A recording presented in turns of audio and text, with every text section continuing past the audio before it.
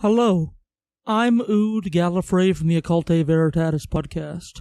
Today I got the opportunity to sit down with Janine Morin, the sister of Ashley Morin, with Krista Fox, a woman who has been advocating for a missing Indigenous woman named Ashley Morin for years now. She has been a large part of the movement for the community in North Battleford and the community in Ashley Morin's life to pursue this case. They have not gotten much help from the local police, and it's been up to them to raise a lot of the money themselves and to conduct a lot of the investigations themselves and, to do the hard work of bringing awareness to the case. Krista and all of Ashley's family has worked very hard to bring awareness, and we're just trying to help them with that. If you don't know who I am, I'm the host of a totally different podcast than the podcast this feed is on, but I felt that this message was important enough to contact fellow podcasters and to pass this story on. The reality is, the time to recover Ashley and bring her home is running short, and we need government to step in and government to help the family bring Ashley home. Whether that means people coming in and providing tips to the people investigating or pressuring the government to provide resources or equipment to help find her. But here is that whole interview. First, I would like you to introduce yourself and how you became involved in Ashley's life. So, once again, my name is Krista Fox, and I am the family spokesperson for the Morin and Bird families. How I first became involved is, believe it or not, our community is quite a smaller, closer knit type community. So everybody knows everybody, or their kids, or their grandparents, or somebody in their lives. So that's actually, I was born in North Battleford. I was away till I was 15 and came back. So I have known Ashley's mom and dad probably since I was about 17 years old. And I would consider myself at that time friends with both parents. It was Janine and I have two jobs. I work a full-time job Monday to Friday, and then I work a part-time job Thursday, Friday, Saturday evenings. And so does Ashley's sister Janine. So through that, we ended up getting really close. So I think Janine, I've been at my second job for, 12 years or so, and Janine has kind of came and went a couple times. So it was after the last time she came back. Her sister was already missing. So through that connection, we started talking about it, and I started, getting myself more involved, asking how I could help, those sorts of things. And through that, again, also, Ashley's mom likes to play bingo, so she's quite often there also. So it was that relationship the three of us kind of made probably September, October of 2018 when it became really close-knit. Since then, I do most of the speaking. As you can understand, Diane is unable to talk to anybody in the public or newspaper, anything like that. She actually has a hard time speaking about Ashley's disappearance as a whole. But when we are alone, we quite often talk about Ash and what she used to do and where she'd go play ball, all that kind of stuff. So through that, I gained a really close relationship. They have since adopted me into their family, so she calls me her girl, and Janine is my sister. And through First Nations kinship, we were able to build that relationship with them. So I guess first and foremost, we'll talk about Ashley a little bit. Yeah. Unfortunately, again, I had known Ash throughout her life because I had known her parents, but not close. So we could say hi. I knew she was Diane and Lyndon's kid. I knew she was Janine's sister. And the one thing that I'll always keep stuck in my mind, and I think it keeps me going a lot of times, is her smile. She had the most biggest, beautifulest, beaming smile. And I'm sure it was, in some of her, ups and downs that everybody goes through in life. No matter where you've seen her, she always had a smile on her face. So that's something that really sticks with me. She was outgoing, but in her own way. You had to be in her circle. If you were in her circle, then I bet you most of her friends would say she was very outgoing amongst them. She was a hard worker. She worked at the casino for 10 plus years. She raised a little girl of her partners. She was madly in love with Natalie. 6-time FSIN soccer champion. Oh, wow.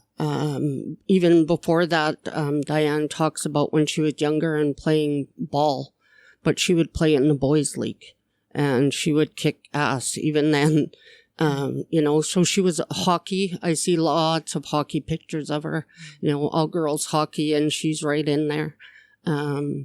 So very, very sports orientated. She loved her sports. She loved her family, and she sure loved Natalie, who was the little girl that she raised. Oh, it sounds like she was involved in like many different people's lives, like from being a teammate to being a coworker to just being, a nice smile on somebody's day. It sounds like she's like touched a lot of people. Absolutely. It's not uncommon to run into 24 people a day, that have nothing but good things to say about her. Oh, I used to coach her. Oh, she was such a good player. Oh, I went to school with her. Oh, I worked with her at the casino, everything. And everybody says the same thing, her smile. So it was just something that's embedded in our heads. And like I say, on some of my roughest days, working through this with the family, I think of that smile. It keeps me going. Yeah, you gotta have something to focus on so you can continue fighting, eh? When did you find out about Ashley's disappearance? So again, I'm going to go by from what I've been told, just because I wasn't involved right in the beginning. It's my understanding that she spoke to Mom.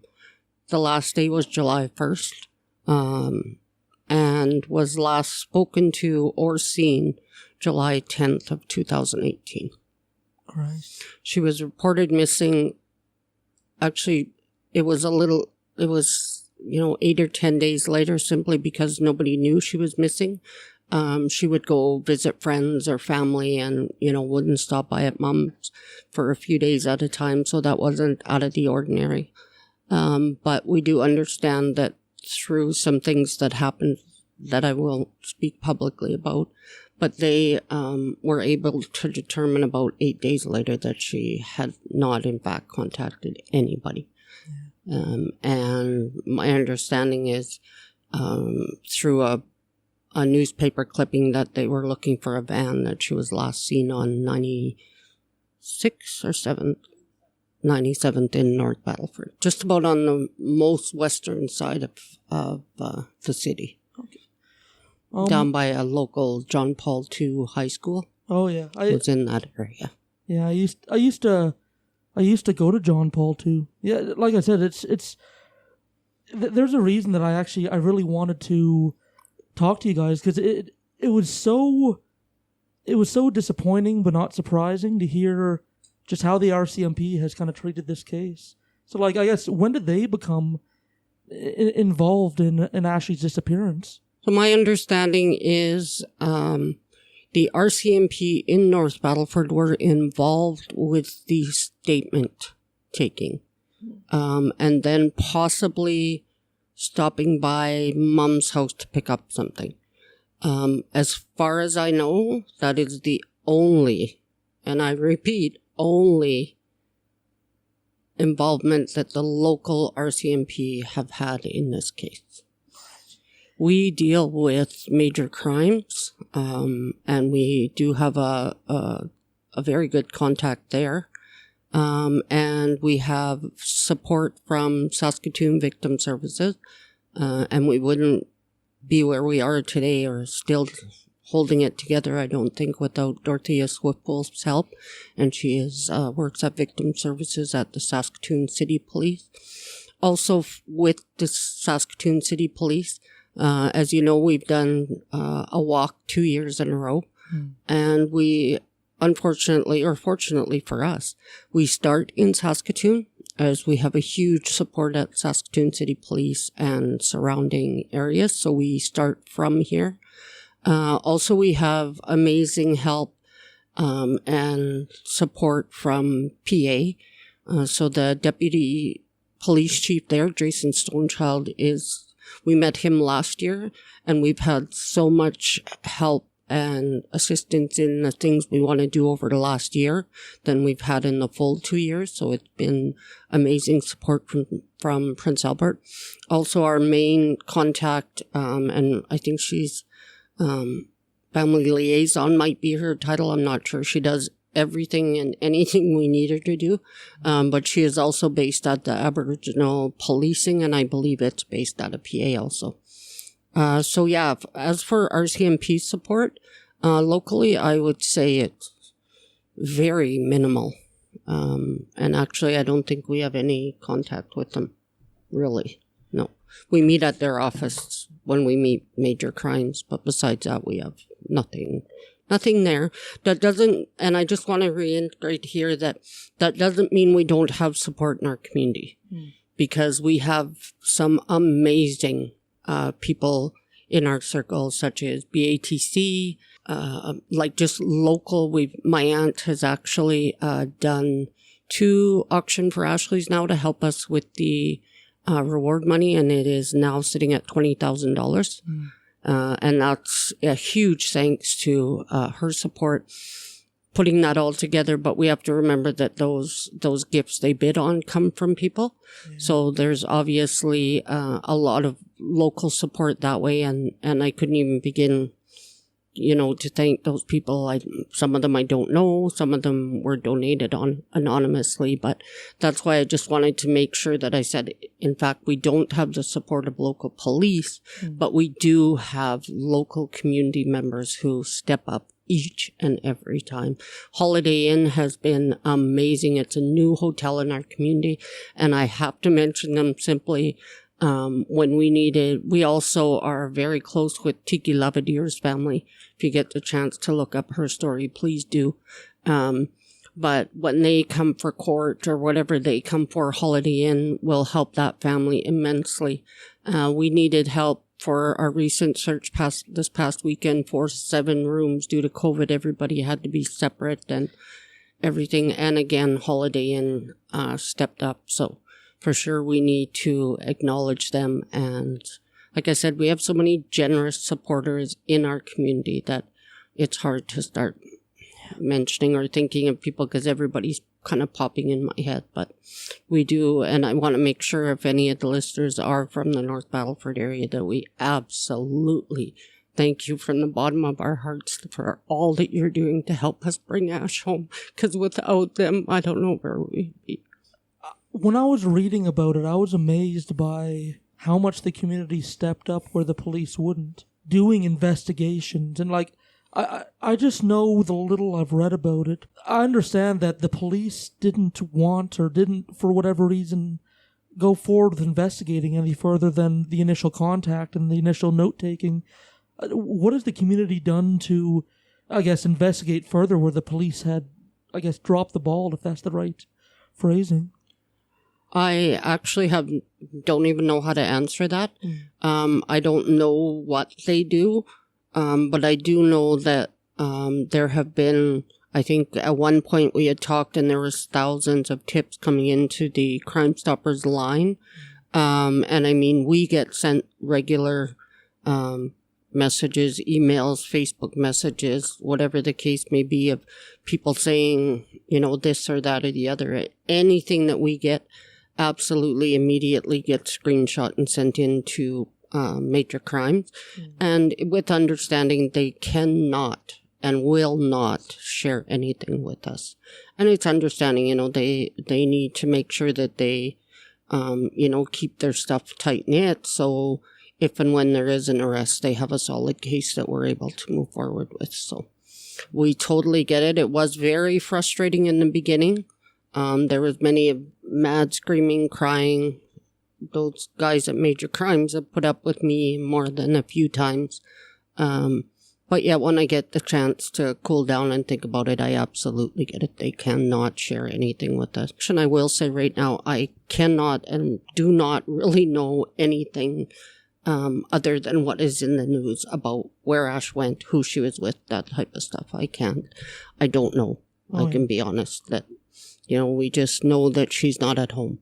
That's all we know for sure. And that's where she needs to be. So whatever it may look like, we need to bring her home. And the people that are responsible for her disappearance need to step up and give us some answers. And just imagine for a minute if that was your sister or your child or your grandchild or your cousin or your auntie. Imagine for a minute how you would feel. I can tell you right now that it's not a good feeling. And there's nothing worse than watching her mom and dad suffer the way they are. I don't care who it is, what you're doing, what you did at the time. I don't care if there's drugs. I don't care if there's alcohol. I don't give a shit. All I know is you know. And no matter what, whoever is responsible for this, I know deep down you have a heart. All of us have a heart. And you need to bring this family some closure. The ability to heal and move on. For other people that are listening that may be living in North Battleford or Saskatoon or bigger surrounding areas, and maybe they're sitting there listening to this, like, frustrated, wondering what they can do. Where would you point them? I would highly recommend, if you know anything, if you suspect anything, if there's somebody in your life that has spoken about this, if they're, whatever the case may be, to call Crime Stoppers anonymously. That is the best way. I mean, they can come through any one of us. We're on Facebook, where we ask that you do not send anything to Mom. Absolutely nothing. If you need to reach out, Janine Morin's on Facebook. Myself, Krista Fox is on Facebook. There's an auction for Ashley page that you can send stuff in anonymously. There are many ways, but first and foremost, do it anonymously through Crime Stoppers. The number for Crime Stoppers Saskatchewan is 1-800-222-8477. If you also go to their website by searching for Saskatchewan Crime Stoppers, they also have a totally anonymous way you can enter a tip on their website. What would you like to see as more help from either the government or the RCMP? If you could order them to help find Ashley in any means possible, what could they do for this? Well, I know there was a MMIW report done a couple of years ago, or a year or so ago, and I got a reporter call me and ask me to comment on it. And I said, sorry, I haven't read the recommendations yet. There's 130 some of them or something. So I said, can you give me till 4 o'clock? I'll read through them. So he said, yeah, and I did. And the only thing that stuck out to me, and I still remember it, I don't remember the exact wording, but in that report that was supposed to, for recommendations, one of them said a closer relationship between police and families. Okay, that recommendation report has been here over a year. And here you and I sit, and I'm still telling you that North Battleford local police have not helped us. The one thing that I did ask of them, one simple thing that I asked once I got involved and said, Major Crimes is all over. They are investigating, and that's what we need them to do. Do you think you could have a local RCMP officer, male, female, doesn't matter who, just stop in and check on Mom? Once a week, once every 2 weeks. Just say, hi, Diane, how are you doing? Anything. That has never happened. They have never been to her doorstep just for a checkup. So what would I ask for? First and foremost, the first thing that I would ask for is somebody needs to give us a boat with a sonar system.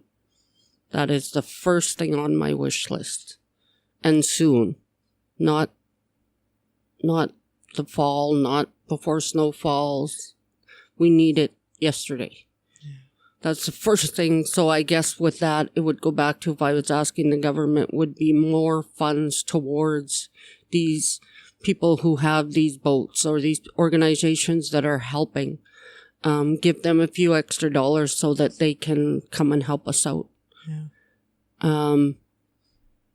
Otherwise, I think it's just the support.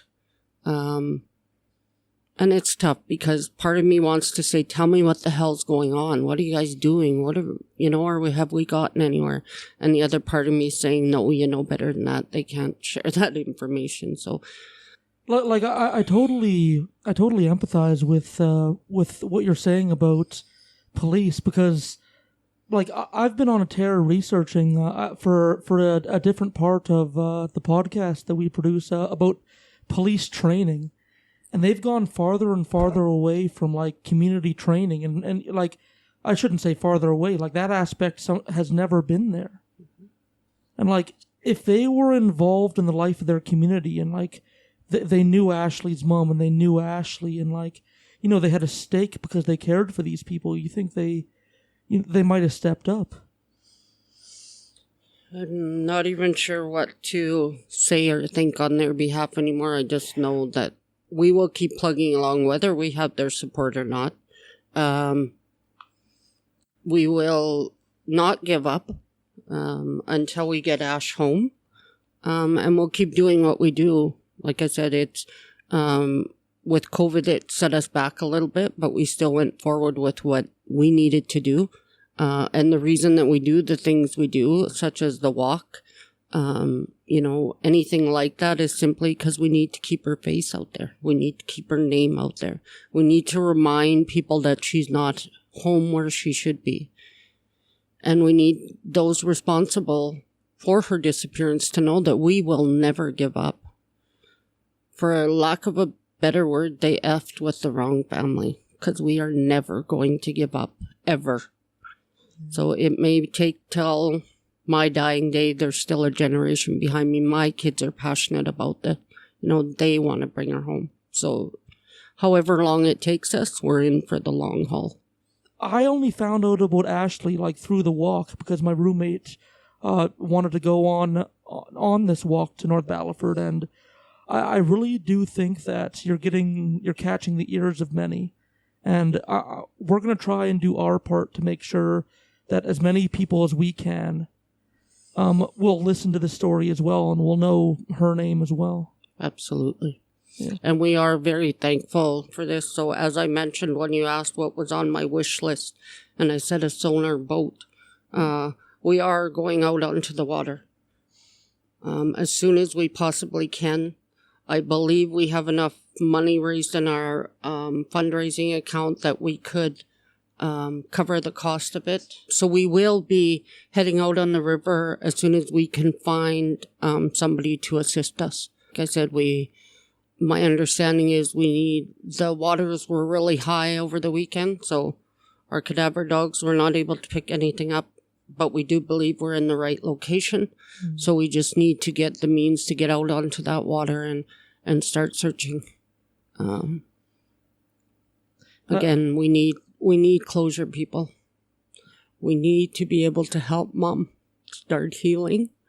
She's never going to heal until we can bring her baby girl home. So please understand that when you hear this. We need to bring her home, whatever that may look like. We cannot start on that journey until we have her home. Yeah, anybody listening, if you're listening to this and you want to do something, then the advice was given out. Especially if you live in the communities involved, it's extra important that you provide your voice, remember her name. There's a community of people just hurting, and they need their baby back. And that's exactly it. Even if you're not familiar with their case, if you know nothing about our community or anybody there, or that's one thing that you really, really can do to help is go look for her page. She has a missing Ashley Morin page. We have an auction for Ashley page. We have a second annual walk page. You can Google her name and a picture comes up. Go ahead and share it. Tell them you were listening to this podcast, and you heard her story and you went out and you reached out and you found her picture and you shared it. Even that's a help. Any little thing it can, as long as I just want to flood Facebook or whatever I don't know, there's other things too, Twitter and I don't know what. We're on there too. Oh, okay. Well, I'm not, as you can tell. I'm past that age of trying to figure out what those are. Facebook is difficult enough. I usually have to hand my phone to Janine and, can you do this? Can you fix this? Because I don't know. But again, back to absolutely, if that's the least you can do, from the bottom of our hearts, we're thankful. One share of her picture from somebody who has no idea what this beautiful girl means to us. Just sharing her picture is, that's one more person that got to see it and shared it with their 200-300 friends. Again, just as a wrap up, if I could say a couple of things. Sure.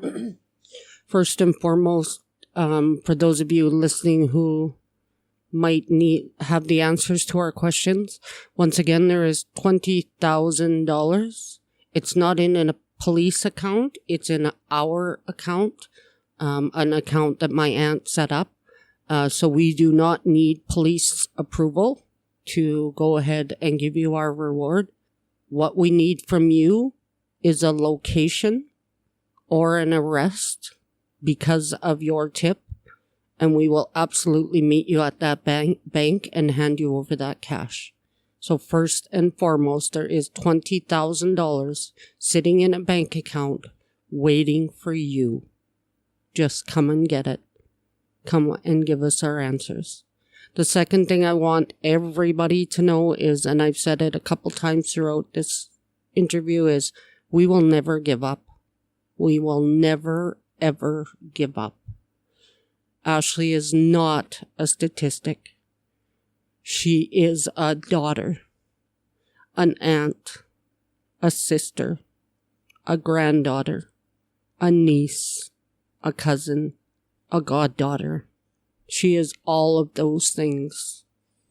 So when the government or whoever writes up all these fancy things that happen in government, I just want everybody to know that she's not one of those statistics. That she is somebody that is very, very loved and extremely missed.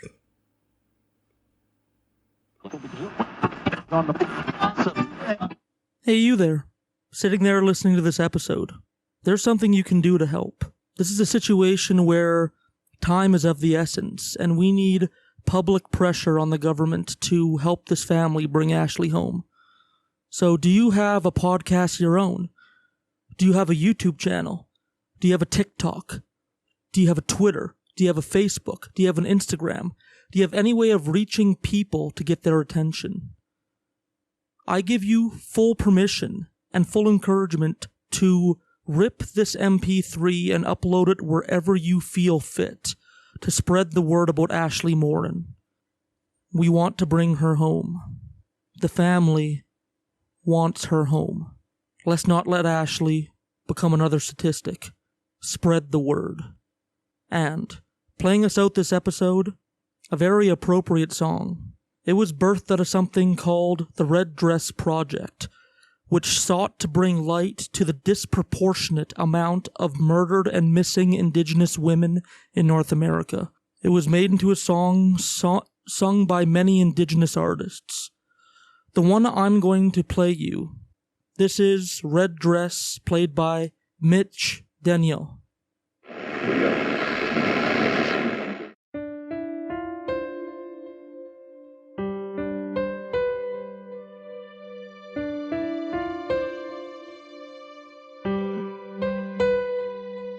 I know you ask about me, you've wondered where I've been. Someone may have seen me hanging out with my friends. Maybe I'm not with you, it doesn't mean I don't care.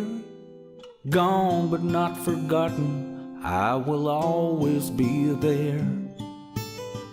I never meant to leave you, I didn't want to break anyone's heart.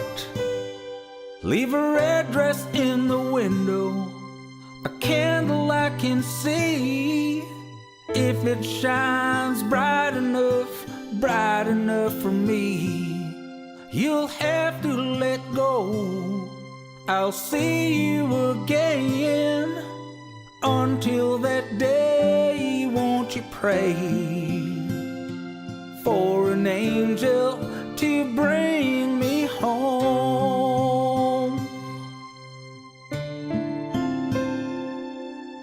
Many nights you'd lay there, what it must have put you through. It wasn't till you dreamed that I was there right next to you. Still you keep on searching, never giving up on love. Maybe there's a light for me that shines from above.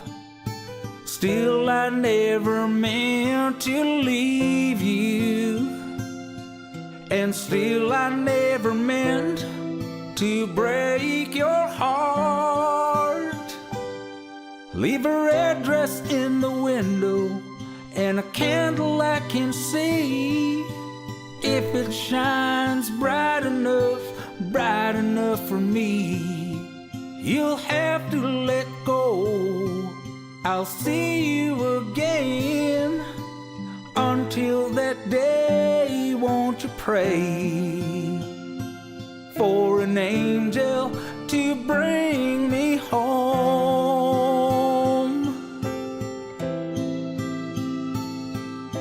Yeah, yeah, yeah.